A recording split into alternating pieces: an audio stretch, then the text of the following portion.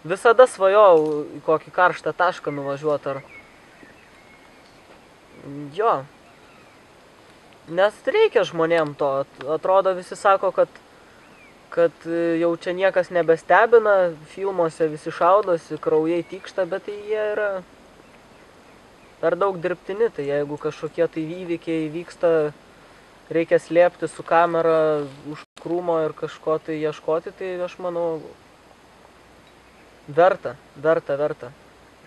Ypač kai kiekvieną dieną karai vyksta pasaulyje, tai reikia į viešumą tokius dalykus, manau, stumti.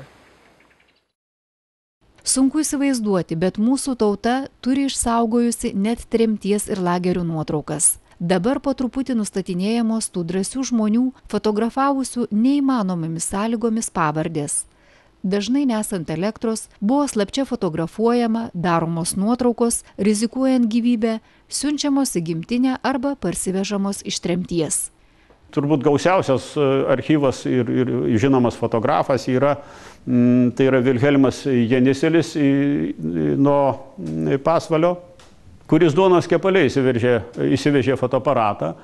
Ten nebuvo elektros tam kolchoze, kuris ten buvo kažkur tai taigoje. Reiškia, tai jis panaudojo dienos šviesą.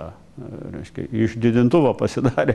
Ten, reiškia, iš fotoaparato pasidarė didintuvą, dienos šviesa ir spausdindavo. Reiškia, juostų nebuvo, tai naudojo rentgeno juostą. Reiškia, tamsoj supjaustydavo į rolfilmus ir naudodavo tą. Paskiau yra padaręs visiškai neblogą albumą iš to laikotarpio. Reiškia, ten yra daug nuotraukų ir tų tremtinių gyvenimas, ir įvykiai toj vietovėje įvairiausi. Nu, sakykime, kurioziškai atrodančios fotografijos ypatingai net. Kada, reiškia, šventės bolševikinės, gegužės 1, spalio tos šventės, reiškia, tie tremtiniai su Stalino Lenino portretais turi eiti demonstruoti, reiškia, tenai. Tai buvo čia toksai, aš sakyčiau, tai savotiški sadizmo aktai yra. Kada visiškai žmonės kenčia nuo tos valdžios, dar juos verčia ten praeit kažkur. Tai yra tos fotografijos ir jos labai vėlgi akivaizdus toks istorijos liudininkas. Įdomus, netgi mistiškas kai kurių nuotraukų likimas. Jos buvo surastos po daugiau nei trečdalio amžiaus, parvežant tremtinių palaikus į Lietuvą. Neįprasta jų buvimo vieta, matyt, gerokai sustiprino netikėtai rastų nuotraukų emocinį ir energetinį krūvį. Kada nuvažiavo parsivežti palaikų, 89 berods, jei neklystu. Ir karste buvo surasta, reiškia, atkasė palaikus tėvo, rado buteliuką, kuriame buvo įdėtos 6 nuotraukos, ne juostelės, bet nuotraukos. Jos buvo užlakuotos, pro tą laką prasisunkė vis tiek drėgmė ir lakas buvo raudonas ir tos nuotraukos tokios yra paraudę truputį, bet ten, reiškia, fotografas buvo pavardė, pamiršau, prisimenu, Vytautas Česnakavičius, taip pavardė. Jisai, reiškia, fotografavo tenai ir paskiau, reiškia, mirus tėvui įdėjo į karstą. Ten buvo užrašyta adresas, iš kur jie yra ir panašiai. Ir paskiau, kada, reiškia, to Vytauto sesuo nuvažiavo, reiškia, parsivežti palaikų, atkasė ir rado tą buteliuką. Ir paskiau iš jo ištraukė tas nuotraukas ir tik tada sužinojo. Brolis buvo žuvęs, jis autoavarijoje, žuvo 64 berods metais. Tai buvo ir tokiu atveju. Nuotraukos unikalios, man jas teko matyti, reiškia, po vienos paskaitos, čia ankstesniais metais aš čia skaičiau Prospekto galerijoje ir po to, reiškia, atvyko moteris, sako, aš turiu nuotraukų, kurios kape išgulėjo 34 metus. Ir buvo panaudotos paskaitoje, aš ir dabar jas kartais parodau. Aš turėjau jas parsinešęs į namus, bet ilgai negalėjau laikyti, man kažkas tai pradėjo blogai darytis. Pirmasis solidus tremties albumas išleistas Jungtinėse Amerikos valstijose, Lietuviai Sibire. Fotografijose, laidotuvės, vestuvės, įvairūs daiktai, užrašai. Geriausi tremties fotoalbumai Lietuvoje galėjo pasirodyti tik atgavus nepriklausomybę. Tai fotografo Juozo Kazlausko Teesie naikintos, bet nenugalėtos kartos kelias. Parengtas didelės apimties fotoalbumas apie partizanus už laisvę ir tėvynę. Lietuvos nacionalinio muziejaus fonduose sukauptos unikalios fotografijos iš emigracijos. Mūsų muziejus turbūt vienintelis yra Lietuvoje, kuris turi dipukų stovyklas, nes dipukų stovyklų yra be galo įdomi medžiaga.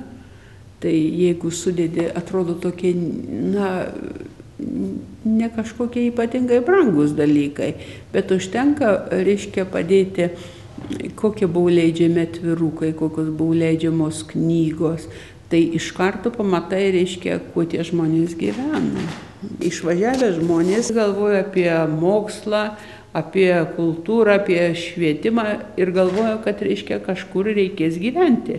Niekas tada nežinojo, kas gyvens ten Vokietijoje ar Anglijoje, ar reikės važiuoti į Jungtines valstijas, bet galvoja apie gyvenimą. Ir Augustino, pavyzdžiui, fotografijos šitų perkeltųjų asmenų stovyklų irgi yra unikali medžiaga. Unikali medžiaga, kurios kitur nerasi. Aktyvesnių fotografų gyvenimas sovietinėje Lietuvoje buvo gana sudėtingas. Tie, kurie fiksavo sistemai nepalankius įvykius, patekdavo į nemalonę, grėsdavo areštai, izoliacija psichiatrinėse ligoninėse. Kalantos susideginimo, aišku, nenufotografavo paties susideginimo, bet paskiau tas mitingus. Tai Romualdas Požerskis, žinomas fotografas Kaune, paskiau jį ilgai persekiojo ir kad įdomiausia, kad, reiškia, jis apie savo nuotraukas pamatė pirmą kartą 2001 ar kelintais per Maskvos televiziją, buvo ten tokia speciali laida, kur rodydavo įvairiausius, reiškia, įvykius, rodė Kalantos tą susideginimą ir mitingus ir ten buvo parodytos nuotraukos iš saugumo archyvų. Tai jam irgi tas buvo įdomu pamatyti. Jam konfiskavo aparatą, ten paskiau jis buvo visą laiką, kaip tik tai metinės būdavo to susideginimo, jisai kur nors į ligoninę įgrūdamas arba paimamas į kariuomenę, ten kažką tai darė visą laiką su juo. Nefotografuoti turbūt būtų labai sunku tokiai situacijai, kažkaip tokia gautųsi kaip ir fotografija į ateitį. Aišku, labai slėpti reikėtų. Save paaukočiau, nes apiprasminčiau galbūt savo gyvenimą, bent jau būtų gana prasmingas įprasminimas. Bene paskutinį kartą Lietuvos fotografai nukentėjo nuo sovietinių okupantų 1991 m. sausio 13, kai buvo šturmuojamas televizijos bokštas. Ta naktį ne vienas fotografas buvo sužalotas, sudaužyta ar atimta fotoaparatūra. Ir aparatai buvo sudaužyti ir panašūs dalykai. Bet fotografijų vis tiek yra gausybė. Tada žmonės kažkaip tai tą sąjūdžio laikotarpį labai gausiai fotografavo, ypač sausio 13. Kas sugebėjo, aišku, kas galėjo tenai prieiti, ne visigi buvo tenai prie televizijos bokšto. Tai prifotografuota yra nemažai ir kas įdomiausia, kad, reiškia, sakykime, kur po tankų grinai moteris, matosi dvi fotografijos, reiškia, Usinavičiaus, sakykime, puikios padarytos, tai aš labai gerai prisimenu, kada tie generolai per Kašperviziją, kada buvo laida ir kaip jie aiškino, kad tai čia montažai, kad neteisybė. Suprantama, jie pripratę buvo montuoti, falsifikuoti, paskiau jiem atrodė, kad ir visi taip daro. Bet įrodymas tai yra tikras. Padaryta unikalių kadrų, kurie liudijo tikruosius įvykius, buvo eksponuojami užsienyje ir atskleidė visos tautos laisvės troškimą pasauliui. Visi žmonės norėjo užfiksuoti tos įvykius, aš ir pati tą dariau, prisimenu, bet beje, tą darydama suvokiau, kaip nelengva yra nufotografuoti kokį nors mitingą. O šiaip tai pasižiūrėjus į tai, kas išlikę, tai matosi, kad žymiausi tarybinių laikų reportažo meistrai, pavyzdžiui, Sutkus, Požerskis, Rakauskas, Kazlauskas ir kiti, čia visų nesuminėsi, jie tiesiog kaip dalyviai, jie dalyvavo tuose visuose įvykiuose ir juos fiksavo. Tai buvo tiesiog tęsinys to, ką jie darė ir tarybiniais laikais, tik tiek, kad dabar jau buvo fotografuojami istoriniai įvykiai. Na, galbūt čia labai paminėtina Kazlausko asmenybė, kuris iš tikrųjų stengiasi užfiksuoti viską. Ir tą pačią sausio 13-osios naktį matėsi, kad iš vieno taško atkeliavo į kitą ir fotografavo, ir kaip užimamas bokštas, ir kaip žmonės stato barikadas prie parlamento. Ir taip pat tame pačiame taške prie parlamento buvo ir, tarkime, Požerskis, kuris užlipo ant stogo ir nufotografavo visą minę žmonių.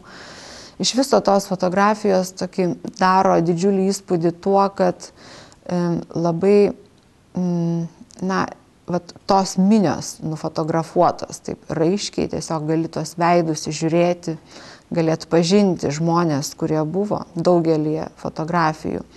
Ir tas minios vaizdas turbūt atitinka tų laikų būseną, tą jausmą, kad mūsų yra daug, čia mes visi siekiam to paties, tą jausmą, kurį galima prisiminti iš to laiko ir kurio tarsi trūksta dabar.